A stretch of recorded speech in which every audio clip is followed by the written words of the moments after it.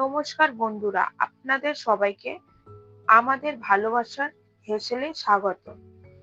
আজকে আমি আপনাদের সাথে এক টক ঝাল মিষ্টি তেঁতুলের আচারের রেসিপি শেয়ার করতে চলেছি। প্রথমে 1 কেজি তেঁতুল নিলাম আর নিলাম খেজুরের পাটালি গুড় 800 গ্রাম।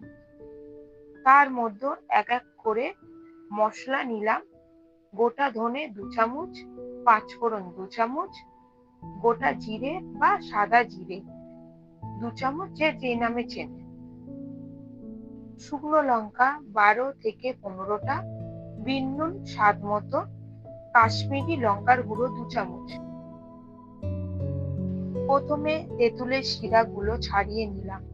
তারপর 1 বাটি জল নিয়ে ছাড়ানো তেঁতুলগুলো চটকে নিলাম।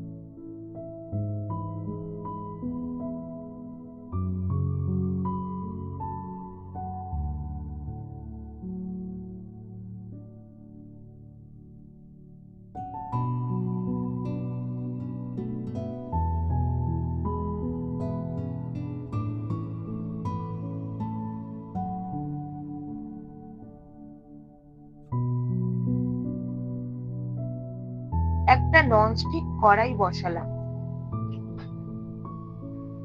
তারপর কড়াইটা গরম হলে এক এক করে মশলা দিলাম, যেরকম শুকনো লঙ্কা, গোটা জিরে, গোটা ধনে আর 5 ফোড়ন। মশলাগুলোকে হালকা করে নাড়াচাড়া করে মশলাটা গ্যাসটা অফ করে দিলাম। মশলাটা মিক্সারে পেস্ট করে নিলাম। পেস্ট করা মশলাটা বাটি করে ঢেলে রেখে দিলাম।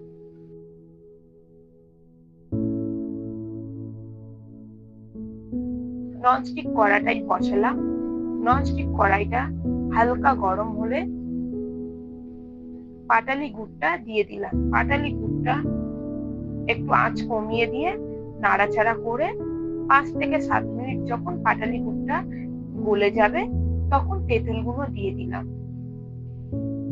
তেঁতুলটা দেওয়ার পর নাড়াচাড়া করে ওর মধ্যে স্বাদ মতো নুন, বিন নুন আর কাশ্মীরি লঙ্কার গুঁড়ো দিয়ে নাড়াচাড়া করে যে বাটিতে রেখেছিলাম মশলা করাটা, মানে গুঁড়ো মশলাটা, সেটা দিয়ে দিলাম।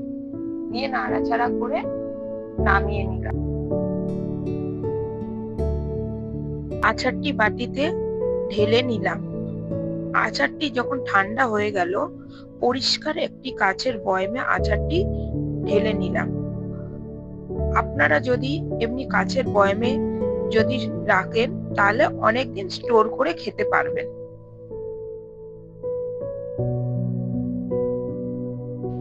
আপনাদের যদি ভিডিওটি ভালো লেগে থাকে তাহলে অবশ্যই লাইক, কমেন্ট, শেয়ার করে চ্যানেলটি সাবস্ক্রাইব করে দেবেন এবং বেল আইকনটি ক্লিক করে দেবেন আরও নতুন নতুন মজাদার রান্নার ভিডিও পাওয়ার জন্য।